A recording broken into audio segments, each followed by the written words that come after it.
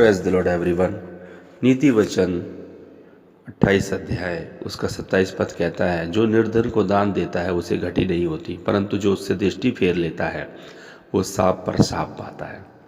तो प्रियो, ये बात हमको समझनी है प्रियो, यह बड़ी कठिन बात है। निर्धन से कभी मुंह ना फेरना प्रियो, है ना। अपने मांगने वाले से मुंह ना फेरना प्रियो। बहुत समय मैंने ऐसे ऐसे गवाही सुनी और ये सच्ची गवाही है। एक दुकानदार था जो रिटायरमेंट होकर के उसने दुकान खोली थी और वो हमारे पड़ोस में रहा करता था। आज से लगभग 15 साल पहले की बात है। और उनको हम ताऊ ताऊ बोलते थे। वो रिटायरमेंट हुआ था किसी डिपार्टमेंट से, मैं नहीं जानता क्लर्क था या बाबू था। लेकिन जब वो रिटायरमेंट होकर परचून की दुकान खोली तो अपने किस्से सुनाता था कि मैंने कैसे कैसे काम किए। एक बार सुना रहा था कि एक व्यक्ति को बीड़ी पीने की तलब थी और उसको ऐसा, पुराने ज़माने में लोग ऐसा करते थे कि जब बीड़ी कोई पीता था तो मांग भी लिया करते थे, एक बीड़ी ना, ऐसा आपस में मांग लिया करते थे। मैं इस चीज़ के पक्ष में नहीं हूँ कि कोई नशा करे, है ना। ये एक छोटा सा चुनाव दिखा रहे हैं, थोड़ा सा एक सबक दिखा रहे हैं। तो वो बोलता था कि मैंने उसके सामने बीड़ी पी नहीं और मैं तब तक नहीं पी जब तक वो हटा नहीं वहाँ से। तो मतलब इतना कंजूसी दिखाता था वो, बिल्कुल कंजूसी करके। और उसमें वो अपनी पीठ थपथपाता था कि मैंने ऐसा कर दिया। बिल्कुल मैं 2 रुपये का भी उसको दिया नहीं, है ना, कुछ भी मदद नहीं किया किसी के। और मैंने एक समय देखा कि उसको लगभग 1-2 साल बाद पैरालाइज का अटैक पड़ा और जीवन भर वो फिर अब बिना कंबल में ही पड़ा रहा और आखिर में मर गया। रिटायरमेंट की ज़्यादा समय जी नहीं पाया। कारण क्या है प्रियो? हम अधिकतर जो लोग हम बोते हैं वही कई बार काटते भी हैं। और ऐसा भी होता है कि हमारे पूर्वजों की भी फसल हम काट लेते हैं। और अगर हमारे पूर्वजों में कोई ऐसे रहते हैं, इसीलिए कई बार हम श्राप तुड़वाते हैं, प्रार्थना करते हैं कि भाई जो भी पूर्वजों ने किसी ने गलती की होगी तो उसके गलती का अंगीकार करो ताकि तुम्हारे ऊपर से वो श्राप टूट जाए। जैसे किस व्यक्ति ने किस प्रकार से उससे कुछ मांगा जाता था वो छुपा देता था, अपनी कंजूसी की बड़ी बड़ी गवाहियाँ वो देता था। ये किस तरीके से उसने काम किया हुआ था। मैंने एक दिन चिकन की दुकान में भी देखा, एक कुत्ता वहाँ पर बार बार देख रहा कि कोई चिथड़ा फेंक दे, वो चिथड़ा फेंक दे, ऐसे करके वो बार बार देख रहा था। लेकिन बार बार वो देखने पर भी उसने एक टुकड़ा भी उसकी ओर नहीं फेंका। और बाद में वो हंस के बोलने लगा, मैं इसे सुक्का मार देता हूँ, बिल्कुल सुक्का मार देता हूँ, बोला मैं। तो क्या ये उचित है? मैं नहीं जानता उसके साथ क्या हुआ क्या नहीं हुआ, लेकिन मैं इसके बारे में समझना चाहता हूँ क्या किस प्रकार का हमारा हृदय होता है ना। और यहाँ पर ऐसे लिखा हुआ है कि जो व्यक्ति कंगाल की ओर से अपनी दृष्टि फेर लेता है वो क्या करता है? सांप पर सांप पाता है। मतलब सांप पे और सांप आते हैं उसके जीवन में। इसलिए प्रियो, हमें निर्धन व्यक्ति को देने में संकोच नहीं करना चाहिए। बहुत समय पर चौराहों में लोग खड़े होते भीख मांगते हुए रहते हैं। कुछ लोग खाना मांगते हैं, कुछ लोग पैसे मांगते हैं, और वो किस तरीके से रहते हैं। और हम उन्हें बोलते हैं देखो तुम्हें पढ़ना चाहिए। कई लोग ऐसी सलाहें देते हैं तुम्हें गवर्नमेंट स्कूल में जाना चाहिए, सरकार इतना इंतजाम करती है। तो प्रियो, आप तो खुद ही जानते हैं सरकारी अस्पतालों में क्या हिसाब है। आप सरकारी स्कूलों में देख सकते हैं, और जिनके तो माँ बाप भी नहीं हैं, विशेषकर माँ बाप भी पीने खाने वाले हैं, पढ़े लिखे नहीं हैं, तो उनका क्या हाल होगा? वो भीख ही मांगते हैं और इस तरीके से। तो प्रियो, अपनी क्षमता के अनुसार हमें उनके लिए पैसे नहीं तो खाने का इंतजाम कर देना चाहिए। और प्रियो, हमें सुधि लेनी चाहिए, कभी भी मुंह नहीं फेरना चाहिए या उनको तिरस्कार करके डांटना नहीं चाहिए।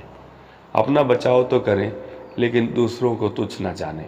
प्रियो, परमेश्वर नहीं चाहते कि हम जो है उनको अपने ज़ुबान से कुछ बुरा बोलें, क्योंकि परमेश्वर ने हमारे मुंह में आशीष भी दी है और मुंह में श्राप नहीं दिया। इसलिए मुंह से हमें आशीषित करना है उनको। और निर्धन को दान देता उसे घटी नहीं होती। प्रियो, मैंने 2 दिन पहले या कल की बात है, किसी गरीब आंटी को, बुजुर्ग आंटी को कुछ जूस पीने के लिए मैंने दिया। और शाम को मुझे पता भी नहीं है कि मैं इतना सुंदर जूस मेरे लिए आया और मैंने पिया। मैंने बोला ये मैंने कब किया, मेरे को इतना अच्छा क्यों मिला। कई बार प्रियो, खाना आप अच्छा से अच्छा बनाते हैं तो भी उसमें टेस्ट नहीं आता, लेकिन आप जब किसी की मदद करते हैं, जब किसी की भलाई करते हैं, तब आप खाना खाते हैं। वो खाना आपको कहीं ना कहीं परमेश्वर देता है, क्योंकि जो निर्धन को उधार देता है वो किसको देता है? उसके कर्ता को उधार देता है। जो निर्धन को अपनी रोटी में से देता है वो यहोवा को उधार देता है। तो प्रियो, क्योंकि वो आपका लौटा नहीं पाएगा। और प्रभु ने भी हमें सिखाया कि यदि तू अपने घर में भोज करे या कोई प्रोग्राम करे और सारे लोगों को बुलाए, उन लोगों को बुलाए जो तेरे को फिर बुला सकते हैं, तो तेरा क्या प्रतिफल।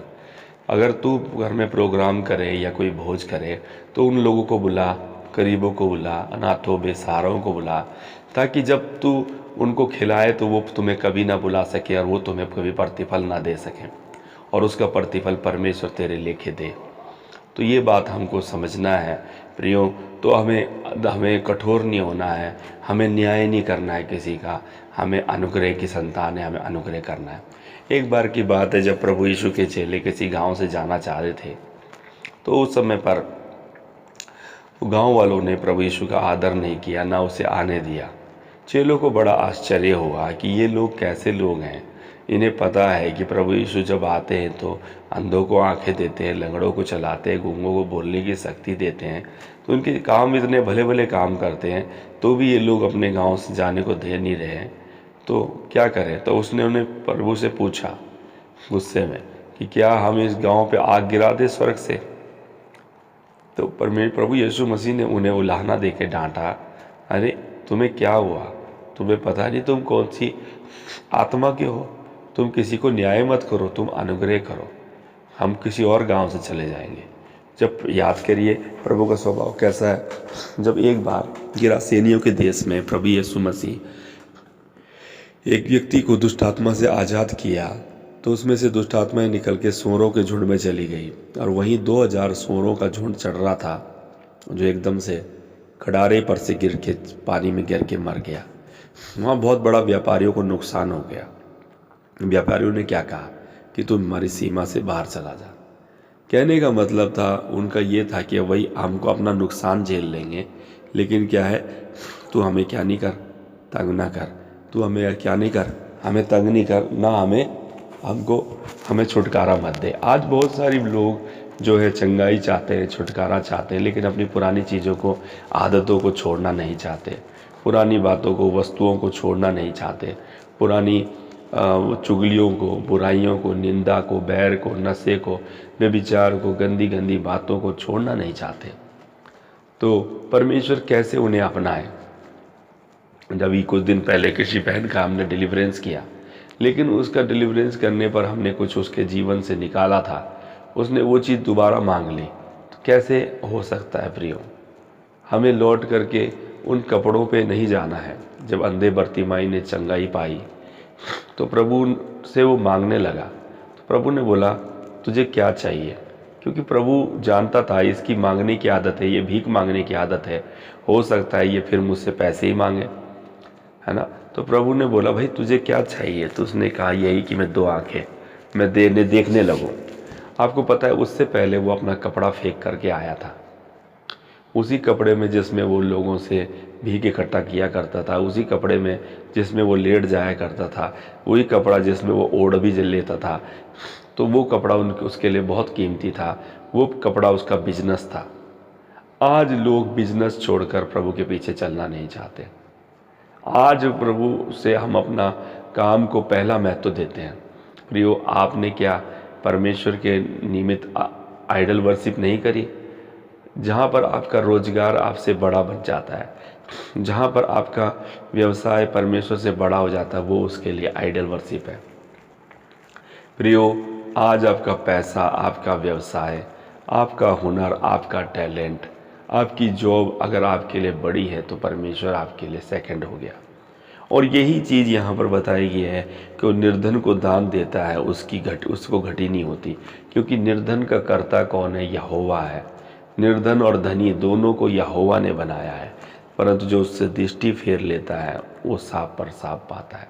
प्रियो, हमारे को परमेश्वर की दया को हमेशा याद रखना है तो हमें दीन लोगों को देखना है। प्रियो, जब प्रभु यीशु मसीह के सिर पर मरियम ने जटामासी का इत्र डाला तो यहूदा बोलने लगा कि इस इत्र को क्यों खराब किया, इस इत्र को बेच करके तो 300 दिनार में 300 दिनार मिल जाते और इससे क्या होता, बहुत कंगालों को दान दिया जाता। लेकिन प्रभु यीशु मसीह ने क्या कहा, कंगाल तो सदा तुम्हारे बीच में रहते हैं। इसलिए प्रियो, हमारे बीच में कुछ मांगने वाले हैं, कुछ कंगाल हमारे बीच में घूम रहे हैं, कुछ बूढ़े बुजुर्ग हमारे घर में हैं, तो प्रियो ये प्रभु का धन्यवाद करो इन बातों के लिए कि परमेश्वर ने तुम्हें सेवा करने के लिए मौका दे रखा है। बहुत सारे लोगों के पास सेवा करने के लिए लोग ही नहीं हैं, सब कुछ होते हुए भी वो सेवा नहीं कर पा रहे उनकी, और जो सेवा अगर वो नहीं कर पा रहे उसी से उनकी आशीष रुकी हुई है। तो प्रियो, अगर कोई बूढ़ा बुजुर्ग या घर में कोई भी ऐसा है तो आपको मदद करनी चाहिए। कोई कंगाल आपके बीच में है। धनी व्यक्ति और लाजर की कहानी आपने सुनी होगी। धनी व्यक्ति के सीधा धनी व्यक्ति के गेट पर लोग ला कर के लाजर को छोड़ दिया करते थे, धनी व्यक्ति के दरवाजे पर। और वो धनी व्यक्ति की कल्पना क्या करता था, वो लाजर जो गरीब था वो वहाँ से सोचता था कि काश इस व्यक्ति का जूठा ही मिल जाता। इसका मतलब क्या था कि वो जो लाजर था वो दूर से देखता था कि काश इसका जूठा ही मुझे मिल जाता। मतलब वो धनी व्यक्ति कुछ भी उस लाजर को दिया नहीं करता था।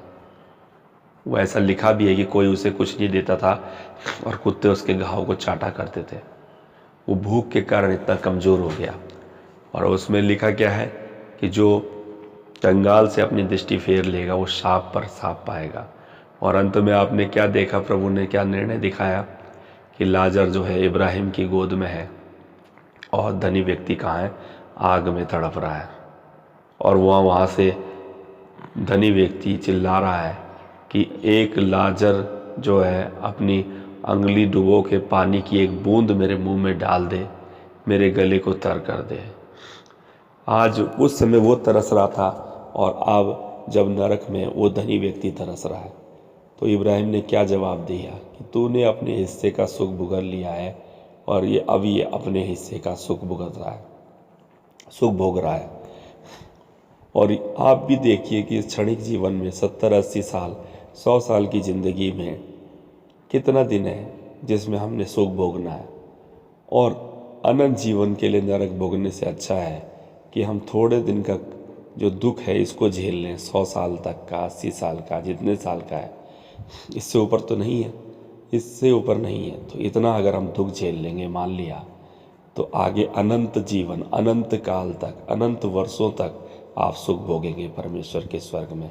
क्योंकि आपके धर्म के बलिदान परमेश्वर को स्मरण आएंगे और वो आपको क्या करेगा, अपने अनंत निवास में ले लेगा और उसका प्रतिफल आपको देगा। तो प्रियो, इसी प्रकार से अपने हृदय को कठोर न करें और नरम करें। और परमेश्वर के सम्मुख वचन में ऐसा भी लिखा है 51 भजन संहिता 51 में, टूटा मन परमेश्वर की योग्य बलिदान है। तो प्रियो, अपने मन को सीधा रखें, सच्चा रखें, क्योंकि मन के शोक से, मुंह के शोक से मन सुधरता है। तो आपका मन सुधरा होगा, परमेश्वर आपको अपनाएगा और आशीषित करेगा। जय मसीह की।